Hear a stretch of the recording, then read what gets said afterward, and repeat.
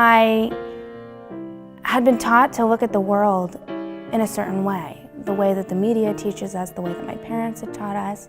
And all of a sudden, I was given this new paradigm and perspective of how to view why things are the way they are and what makes them the way they are.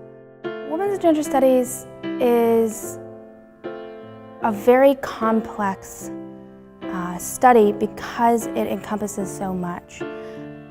I think of it more as the study of oppression because we don't just focus on women and we don't just focus on gender or the two of them. We also discuss classism and racism and sexism and sizeism and homophobia, so we discuss all different types of oppression. I think the most challenging part about the program is that there is an expectation that you will take what's learned and make it practical. One of the required courses for the major involves a practicum experience, which is work that's required and done primarily outside of class time. So I went over to the Cheshire County Jail and led a discussion group with a group of male inmates on gender. The discussion group at the county jail was a little bit intimidating at first just because I didn't know what to expect. But it ended up being this really powerful experience where I got to hear the voices of some of the community members who have somehow harmed our community and landed themselves in the prison industrial complex, and talk to them about things that some of them had thought about and some of them hadn't. One of the topics that we discussed was gender in the media, and one of the inmates came to that discussion group having watched the Schindler's List on USA, and he had written about every single commercial and what the gender roles were in the commercial. Other people were kind of shocked by that and didn't really, they were like, whoa, like, this is a lot to think about.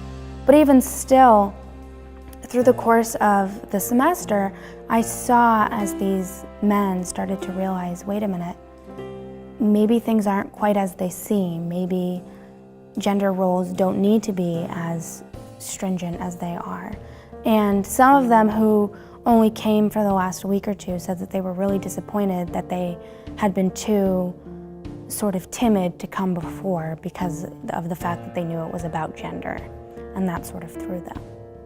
With the students in the department, I have gotten really close with a lot of them because we go to the same speakers at the end of the day when there are guest speakers on campus, and we work together with faculty members to bring speakers that we're interested in. Because it's such a small major at this point, we're all taking the same required classes at the same time, and we have the opportunity to really get to know one another. When your class is 10 students, you work very closely with all of the kids in the class, and everybody is expected to give their input, and everybody is expected to respectfully take what other people say, even if they don't agree, and to have respectful conversations about that.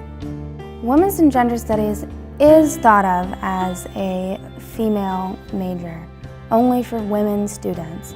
But the reality is, everybody has a gender, be it within the binary or not.